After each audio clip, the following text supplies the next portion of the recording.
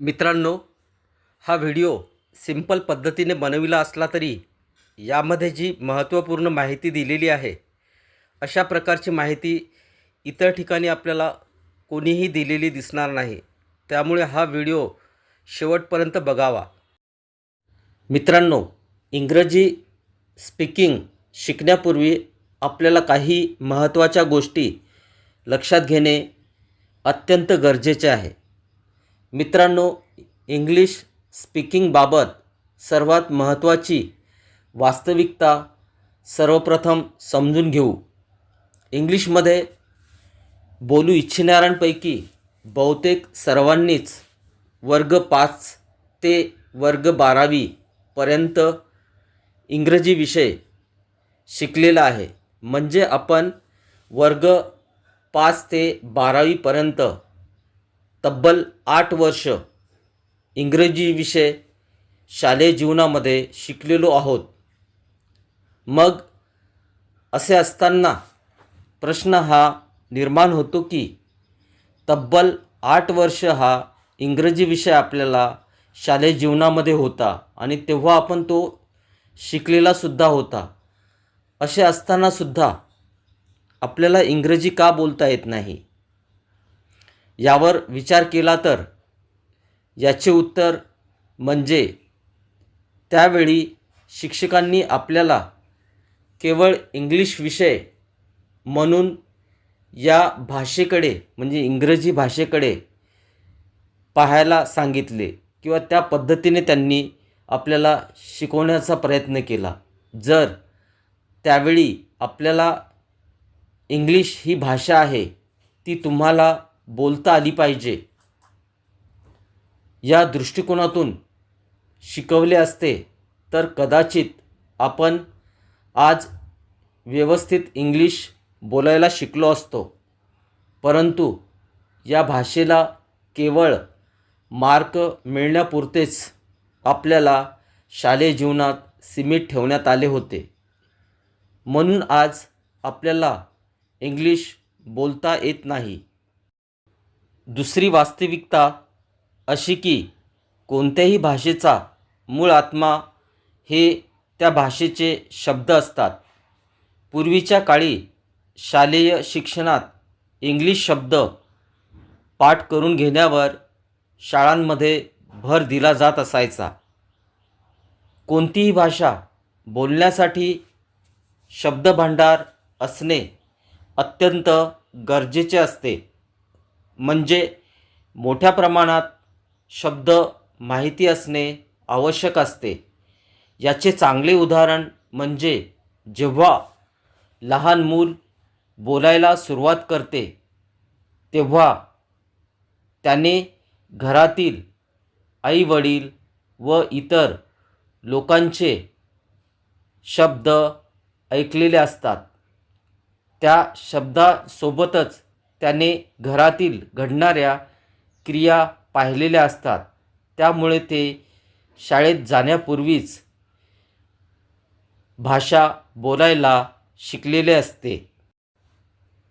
जर एखाद्यास इंग्लिश ग्रामरची पूर्ण माहिती आहे, त्याला वेगवेगळ्या वाक्यरचनाही बनवता येत असतील, परंतु प्रश्न असा आहे की वाक्य बनविताना किंवा बोलण्यासाठी आवश्यक असलेले योग्य शब्दच जर त्यास माहिती नसतील तर त्याला इंग्लिश बोलता येणार का? याची काही उदाहरणे आपण या ठिकाणी पाहू. काही यूट्यूबवर छोटे छोटे वाक्य कशी बोलायची हे शिकवतात. ती वाक्य रट्टा मारून आपण शिकतो. ही गोष्ट एक प्रकारे चांगली आहे. काहीतरी यामुळे शिकायला मिळते. परंतु अशा प्रकारची छोटी छोटी वाक्य बोलायला शिकून कमी वेळात वेगवेगळ्या विषयावर आपण फ्लुएंटली बोलायला शिकू का? यावरही विचार करणे गरजेचे आहे. आधीच आपले शालेय जीवनाचे 8 वर्ष इंग्रजी विषय शिकण्यात गेले आणि तरीही आपण इंग्लिश बोलायला शिकू शकलो नाही. त्यामुळे प्रॉपरली इंग्लिश बोलायला शिकणे आता गरजेचे आहे. या ठिकाणी ही काही वाक्य दिलेली आहेत. या वाक्यामध्ये काही शब्दांना लाल रंगाने आणि निळ्या रंगाने दर्शविले आहे. आता आपल्याला हे पाहायचे आहे की या वाक्याचे आपल्याला इंग्रजीमध्ये वाक्य तयार करता येतात का, किंवा या वाक्यांमधील काही शब्दांमध्ये अडचणी येतात की ते शब्दच आपल्याला माहिती नाहीत. जर या वाक्यांमधील ही शब्द जर आपल्याला माहितीच नसतील तर इंग्रजी आपल्याला बोलता येईल का, यावरून हे आपल्याला लक्षात घेता येते की शब्द माहिती असणे किती गरजेचे आहे. या ठिकाणी या मराठी वाक्यांचे इंग्रजीमधील वाक्य या ठिकाणी निळ्या अक्षरांमध्ये दर्शविले आहेत आणि त्याच्या बाजूलाच दुसऱ्या कॉलममध्ये ती वाक्य कोठे चुकू शकतात, म्हणजे त्यांच्या जागी कोणते चुकीचे शब्द वापरल्या जाऊ शकतात किंवा ती शब्दच माहिती नसतात, त्यामुळे आपल्याला ती वाक्य बोलता येणार नाही, अशी वाक्य दिलेली आहेत. ज्यामध्ये लाल रंगांनी शब्द दर्शविले आहेत आणि निळ्या रंगाने जी शब्द माहिती नसू शकतात असे शब्द दर्शविले आहेत. जसे द इन्सिडंट टूक place around 5 PM on Sunday. त्याच्याच बाजूला हे वाक्य दिलेले आहे. त्यामध्ये टूक प्लेसच्या ऐवजी बरेच विद्यार्थी डन वापरू शकतात, जे की चुकीचे आहे. नेक्स्ट, त्यामध्ये ही कमिटेड सुसाईड, यामध्ये ही मेड सुसाईड अशा प्रकारचे वाक्य वापरल्या जात नाही. म्हणजे कमिटेडच्या ऐवजी मेड हा शब्द चुकीचा ठरू शकतो. काही शिकारी रात्री शिकार करतात. सम हंटर्स हंट्स ॲट नाईट. यामध्ये इन नाईट अशा प्रकारे किंवा हंटर हे शब्दच माहिती नसतील तर हे वाक्यसुद्धा आपल्याला बोलता येणार नाही. नेक्स्ट, ते नियमित भटक्या कुत्र्यांना खायला घालतात. Regularly they feed the stray dogs. यामध्ये स्ट्रे म्हणजे भटक्या कुत्र्यांना याकरिता वापरलेला आहे. त्यामुळे हा शब्द जर माहीत नसेल तर हे वाक्यसुद्धा आपल्याला बोलता येणार नाही. 2 वाघ रहिवासी भागात भटकताना आढळले. 2 tigers have been seen roaming in residents place.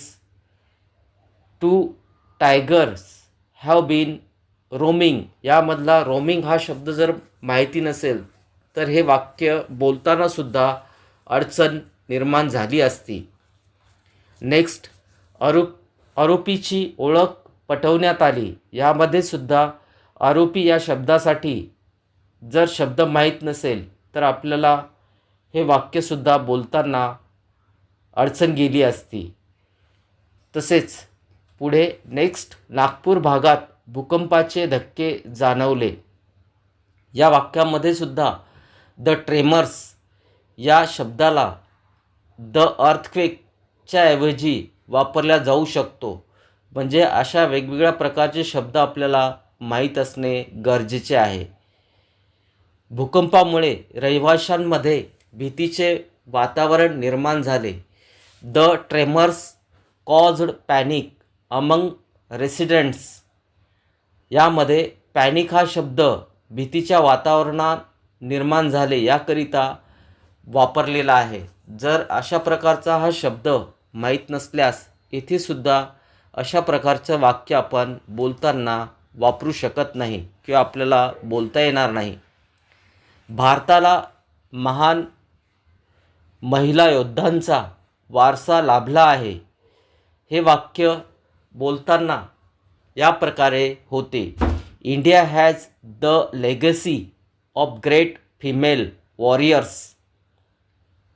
इथे लेगसी किंवा वॉरियर्स हे शब्दच जर माहिती नसतील तर अशा प्रकारचे वाक्यसुद्धा आपण बोलू शकणार नाही.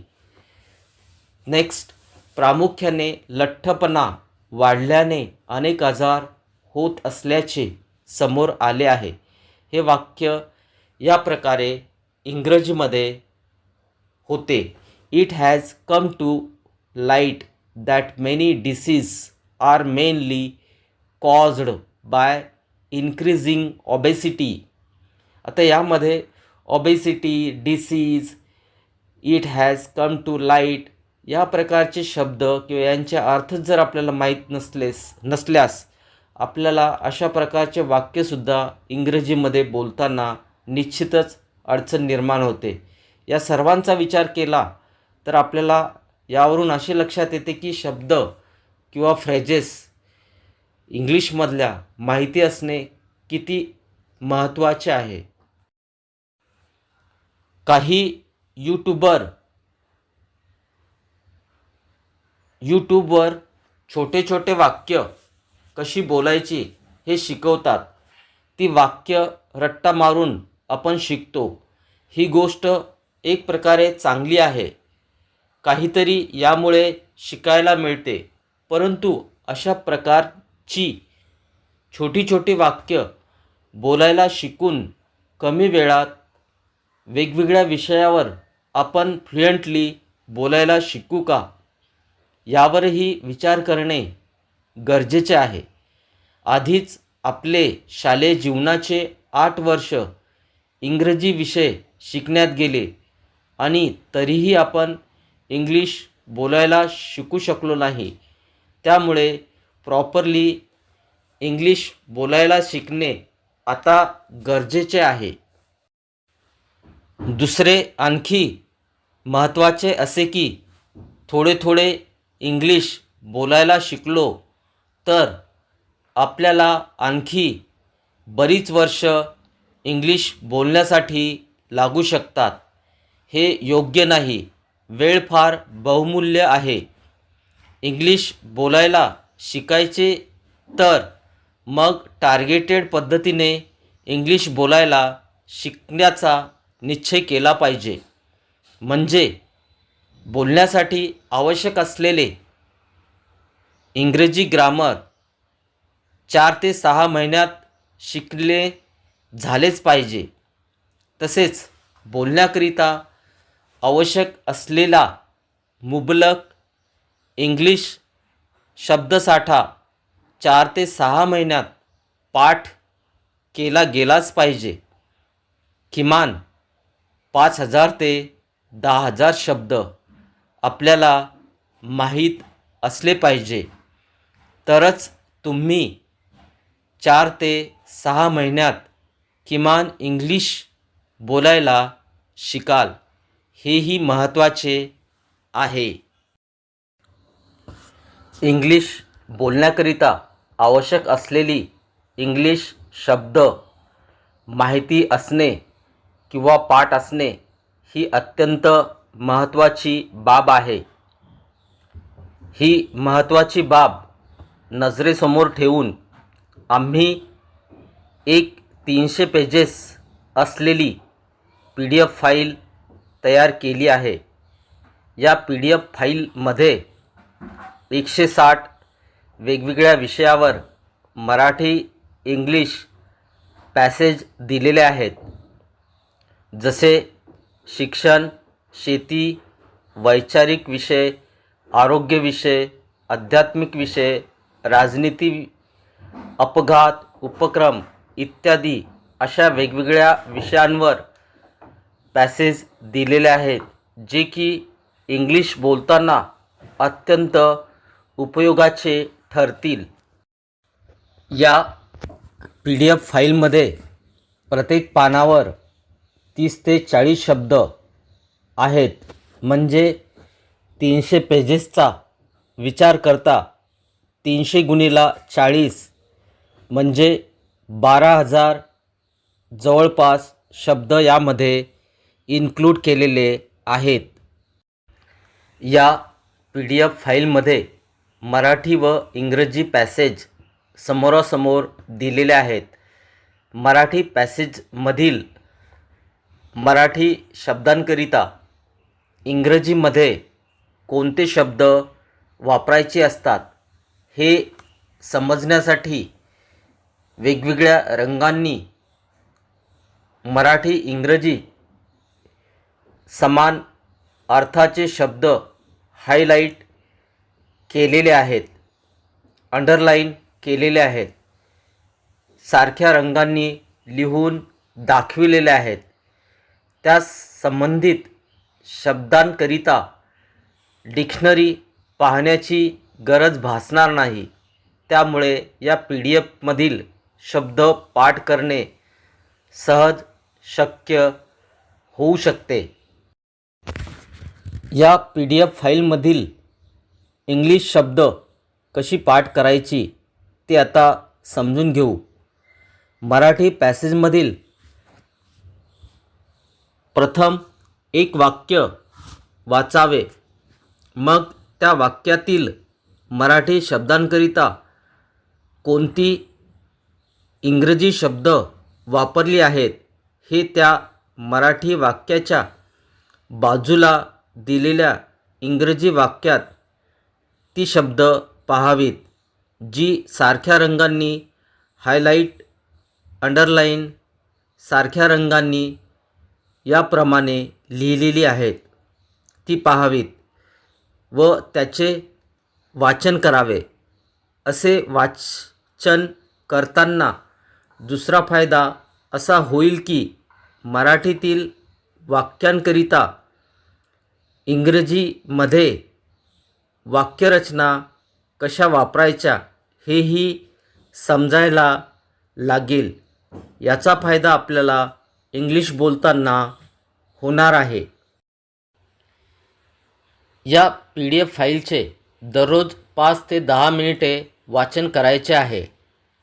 5 ते 10 मिनिटाच्या वेळात तुम्ही 3 ते 5 पेजेस मोकळ्या वेळात कुठेही कधीही वाचू शकता. अशा प्रकारे जर तुम्ही 2 ते 4 महिन्याकरिता या PDF फाईलचा अभ्यास केल्यास तुमचे 5 ते 10,000 शब्द पाठ होऊ शकतात. ही इंग्लिश शब्द बोलण्याकरिता अत्यंत उपयोगाचे ठरू शकतात. म्हणून शब्द पाठ करणे अत्यंत गरजेचे आहे. या ठिकाणी आणखी एक गोष्ट सांगू इच्छितो की या ठिकाणी आपल्याला हे टार्गेट जे आहे त्यामधील फक्त केवळ शब्द पाठ करणे हाच भाग इथे महत्त्वाचा आहे. कारण शब्द पाठ असल्याशिवाय इंग्लिश बोलता येणे शक्य नसते. एका बाजूने आपल्याला इंग्लिश शब्द पाठ करायचे असतात तर दुसऱ्या बाजूने इंग्लिश बोलण्याकरिता आवश्यक असलेले ग्रामर आणि वाक्यरचना शिकायच्या असतात. अशा 2 बाजूने इंग्लिश बोलण्याकरिता प्रयत्न करणे गरजेचे असते. या ठिकाणी आपल्याला इंग्लिश शब्द कशी पाठ व्हावीत यावरही भर द्यायचा असतो. म्हणून या ठिकाणी आपण हा प्रयत्न करत आहोत.